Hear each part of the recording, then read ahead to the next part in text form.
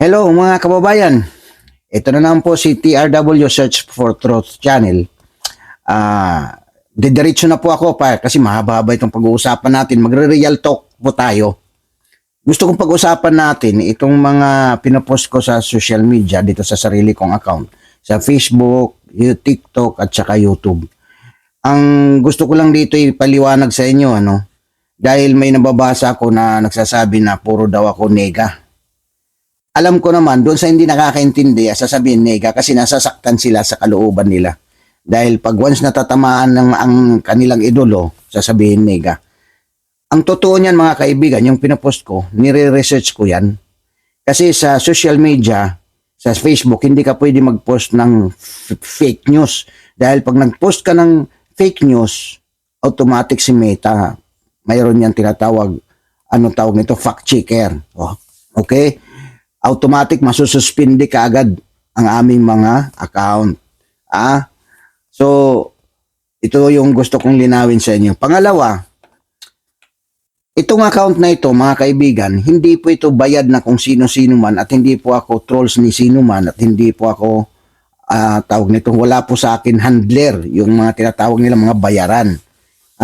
Dahil itong account ko na ito, hindi rin po ito kumikita. Dahil ang pinopost ko rito, mga kaibigan, sabi ko nga sa inyo noon pa, matanda na tayo. So at least man lang bago tayo lumisan sa mundong ito, mayroon tayong magawang kabutihan sa ating bansa para at sa ating lalo-lalo sa ating mga pamilya sa susunod na mga henerasyon. Medyo corny itong sinasabi ko, pero in reality, dapat talaga. Hindi pwede tayo magbulag-bulagan. Alam mo, ang pinapansin dito natin is yung mga problema, yung mga palpak. Hindi po galit tayo sa tao. Galit tayo doon sa mga ginagawa nila. Diba? Kasi nga, apektado po tayo, mga taxpayers tayo, Pilipino tayo po ang ninanakawan, tayo po ang pinagluloko, tayo po ang nabubudol. So yung mga pinopost ko dyan, yan ay pag-criticize dahil may karapatan po tayo bilang Pilipino na mag-criticize sa maling gawain. Ngayon, ito lang yung masakit dyan, mga kaibigan. To prangkahan tayo, pasensya na kayo, kamag-anak ko man kayo, kaibigan, kakilala, o mga followers na matagal ng followers sa aking Facebook. Alam ko this time, pagkatapos ng video ito, marami sa atin ang masasaktan. Pero prangkahin ko na kayo, mga kababayan, kung nasasaktan kayo at magko-comment kayo ng kung ano-ano sa Facebook, sana man lang bago kayo mag-comment ng kabastusan, pag-isipan nyo muna ng 100 beses. Alam nyo bakit? Nakakatawa parte sa inyo. Pinagtatawanan kayo dahil halata na hindi nyo alam ang issue tapos sasagot kayo ng pabalagbag. Alam nyo yung style kalye, yung mga askal, yung mga tambay na mga comment-comment. Kung tuturuan ko na lang kayo, pag magko-comment kayo sa isang issue, doon lang kayo focus sa issue. Huwag na tayo magtira ng personalan. Kasi kadalasan sa inyo, namimersonal na. Hindi ako sa pikon, nililecturean ko kayo kasi nagmumukha kayong kawawa, mangmang. Katulad niyan, sasabihin, palagi kang nega sa mga post mo. Tatanungin kita ngayon, ano bang nega doon? Kasi doon sa aking mga comments, sa aking post, totoo naman yun nakikita nyo. Kaya ang hirap sa inyo kasi, ito pero dito sa mga loyalista, nagbubulag-bulagan kayo. At pangalawa, payo ko sa inyo, bago man lang kayo mag-comment sa isang issue, pag-aralan nyo, mag-research kayo, huwag kayo magmukhang tanga. Comments kayo ng comments, pabalagbang ang mga comments nyo. Tapos pag sinasagot kayo, pikon kayo. Diba? So mag-ingat kayo, lalo na kung magkukumin kayo sa hindi nyo sariling Facebook. Kumbaga nakikigulo lang kayo sa pamamahay ng iba. Kumbaga isipin nyo mga kaibigan, kunyari ikaw pupunta ka sa isang bahay ng ibang tao, pagdating doon ikaw magwawala doon, ikaw mababastos doon. Anong nasa isip mo? Diba? So may payo ako sa inyo mga kaibigan. Unang payo ko, kung hindi nyo man lang alam ang detalye ng issue, wag na lang kayo mag-comment, wag na lang kayo makialam. Kasi, una, baka hindi ko pa kayo patulan, hindi ko kayo mabastos kasi ang gusto ko lang dito ma-maintain yung respeto. Hindi po pwede na kayo magdodominante doon sa mga post ko sa Facebook na sarili kong post yan. Lalo na kung hindi nyo alam ang issue. Kasi ako, nagre-research ako, to be fair, dapat mag-research din kayo. Hindi yung basta na lang kayo babarat ng gano'n na ang ating bansa ay nagkakaganito. Dahil sa inyong mga katulad sa inyo, na pilit nagbubulag-bulagan, hindi ko alam kung anong dahilan. Ayaw i-research ang katotohanan. Ayaw makinig. Basta ang utak nila, kung ano lang yung nasa isip nila, yun na yun. Mag-research po kayo kasi wala ho manluloko kung walang nagpapaloko. Diba? Sad to say, mayroon mga, ito pa nga yung masakit kasi isa rin ako mananampalataya sa Panginoon.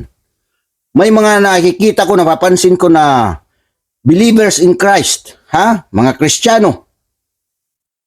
Ang galing mag-comment sa issue sa ating bansa na hindi nila alam ang pinag-aaralan nila. Hindi nila pinag-aaralan yung issue. Comment lang ng comment, ang hindi nila alam, nagmumukha ng katawa-tawa. Ito yung masakit, mga kaibigan, Sorry kung masasaktan kayo, pero ito prangkahan salita. Nakakahiya po kung tayo po ay nagmi-ministry. May mga members tayo, tapos itong mga members natin, mas alam pa ang katotohanan sa nangyayari sa ating bansa. Kaysa sa iyo na ikaw nagtuturo sa salita ng Diyos, tapos hindi mo alam ang totoong istorya dito sa tawag nito, sa issue na kanyang na pinapasok mo. Di ba nakakahiya? So magkakaroon ng doubt itong mga tao, mga tagasunod mo, kung ikaw mismo nagpapakita ka na dito pa nga lang sa issue ng lipunan ng ating bansa, mangmang ka, hindi ka nagre-research, hindi mo alam ang totoo, tapos dito ngayon magtuturo ka sa salita ng Panginoon, paano ka paniniwalaan? Hindi ka nga dito malaman yung dito pa nga lang sa Pilipinas na issue, di mo pa alam ang detalye, tapos may himasok ka sa issue, tapos ngayon, magtuturo ka ngayon sa salita ng Panginoon, paano ka paniniwalaan? Yung mga tao na member na sinisir mo na, mas marunong pa doon sa detalye ng katotohanan. Di ba? So mag-iingat po tayo kasi deceive po tayo dahil ito ngayon na nangyayari sa ating bansa ay kagagawan po ito ng dyablo. Sinasabi ko na sa inyo, hindi po ito ordinaryo na nangyayari sa Pilipinas dahil ito po ay inspired by evil. Sad to say, sa mga kapwa ko Kristiyano dyan, hindi ako nagsasabing perfect ako. Pero nalulungkot ako doon sa mga kapwa ko. Bakit kayo ganyan? Diba? So, dito naman sa Facebook ko, sa mga post, balik tayo dito sa Facebook ko. Kung tansya niyo, nasasaktan kayo, na ayaw niyong tumingin o makinig sa katotohanan, i-block niyo na lang ako. Kasi alam niyo bakit? Nakakaya kung kayo ang ibablock ko. Kasi, siyempre, lalo na kung kakilala kita. At saka, kung pilit kang babastusin mo yung mga post ko, tapos magbabastos ka, di mo pa alam ang detalye, di ka pa nag-research, paano kung sumagot ako, mapahiya ka? Di ba? Magkakasakitan tayo. So, ang akin na lang, kung hindi nyo gusto ang aking post dito sa aking social media, i-block nyo na lang ako, kasi wag mo na hintayin na ibablock ko kayo. Ito yung prangkahan salita. Okay? Kasi nga, ang purpose ko nito, hindi pagsira ng tao, kundi pagtulong mahanap natin ang katotohanan. Masakit ang katotohanan, mga kaibigan. Parang injection yan. Parang injection yan. Masakit na masakit ang katotohanan. Sabi nga ng kilala ko noon na pastor, si Pastor Gabihan, ang hanga ko, hindi idol hanga ko na pastor kung pag nagsisirmon. Ang katotohanan daw, masakit pag in-injection yan. Pero ang laman yan ay makakabuti para sa iyo, sa spiritual mo. Ang nangyayari sa ating bansa ay spiritual warfare na po ito. Dahil dyablo na po ang kumikilos sa lahat ng sitwasyon ng ating bansa. Okay? So ulitin ko lang po mga kababayan, doon sa mga pasensya na po kayo doon sa mga nasasaktan sa mga post ko, nasasaktan kayo, frankly speaking, dahil hindi nyo kasi inaalam ang katotohanan. Dahil kung alam nyo ang katotohanan, hindi kayo masasaktan. Alamin nyo ang katotohanan. At next time, kung may mga post kung saan social media na para hindi kayo magmukhang katawa-tawa, huwag kayo sasagot sa isang issue na hindi nyo alam. Huwag kayo sasagot sa isang issue, magko-comment sa isang issue na hindi nyo alam. Dahil lalo na kung ikaw ay nagsisilbi sa Panginoon, mayroon kang mga nakatingin sa iyo, mga friend mo sa Facebook, ito payo ito. Payong kapatid ito, mga kaibigan. May mga pa-followers kayo sa simbahan, tapos magko-comment kayo dito na hindi nyo alam may issue, pagtatawanan kayo sa membro nyo. Paano kayo paniniwalaan, pag nagsisirmon na kayo, kung ito mismo dito na issue na hindi nyo nga alam, sagot kayo ng sagot, nagmumukha kayong ingot. Di ba? Please lang. Tayong mga Kristiyano, alam nyo bakit kinukurik ko spiritual? Kailangan po rito spiritual. Itong problema ng ating bansa, tanging Panginoon lang po nito ang ating pag-asa. Pag kailangan ang Panginoon mag-interfere dahil kung tao lang, wala na, malala na ito. Itong nangyayari sa ating bansa, hindi ito hanahalin tulad ko ito sa acute na sakit. Acute na po ito. Malala na po ito. Kung nagre-research lang kayo, malala na po ang nangyayari sa ating bansa. Acute na po ito. Dahil po ito ay inspired by evil. Lahat tingnan nyo na lang ang kasinungalingan ginagawan tama. Gusto paniwalain tayo na gawing tama ang kasinungalingan. Dinidisib po tayo. Gawain po ng dyablo yan. Mayroon pa nga isa dyan nag-comment sabing ganun Antichrist kaya ata Alam mo yung nag-comment? Nakakatawa. Bakla. Antichrist daw ako. Tapos siya, Diyos? Maka-Diyos?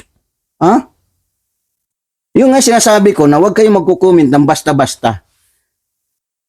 Sino ba yung Antichrist? Sino ba yung nasa kay Kristo? Itong prangkahan salita, manumano lang itong kwentuhan kung sa waray pa, manumano kita. Ito ngayon, parangkahin ko kayo. Ito, mga kabigan, ang pagnanakaw ba sa Diyos o sa dyablo? Di ba, nasa dyablo yan, yung nagnanakaw ka? Ang pagsisinungaling, nasa dyablo ba o sa anak ka ng Diyos? Gawain ba ng anak ng Diyos? Di ba, gawain yan ng anak ng dyablo? Di ba?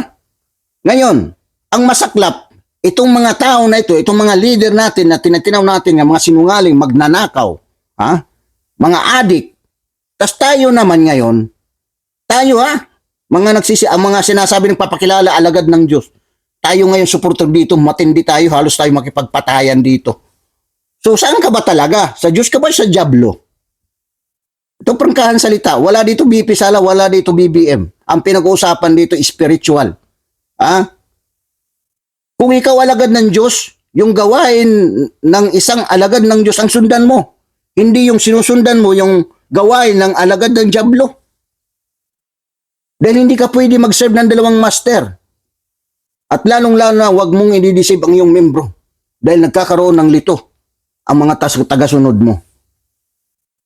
Okay, hindi po ito issue ng BBM ng Sara Duterte. Issue po ito ng katotohanan at kasinungalingan. Dahil ang ating bansa, natatakpan lang ito, coated lang ito, kung basta chocolate, coated lang po ito nila BBM at saka ni BP Sara. Pero ang inside niyan, dyablo ang nagmamanage na niyan. Kailangan tayong mga Kristiyano marunong tayo mag-discern. Ngayon, sa aking katapusan, sa aking pananalita dito sa video ito, nanghihingi ako ng pasensya sa inyo. Kung nasasaktan kayo, i-block nyo na lang ako. Dahil patuloy ako tutulong sa paghanap ng katotohanan para ang katotohanan ang magpalaya sa atin. Tanging ang Diyos lang ang ating pag-aasa sa ating bansa. Malala na mula sa national hanggang provincial, municipal hanggang barangay. Kung iisa-isa nyo lang. Tingnan nyo yung mga barangay nyo ngayon. Anong sitwasyon? Diba? Gawain na ng dyablo yan. Hindi na gawain ng normal na tao yan. Bulag na tayo. Nabubulag na tayo. So yun lang po. Maraming salamat. Pasensya na po kayo. God bless us all. God bless the Philippines.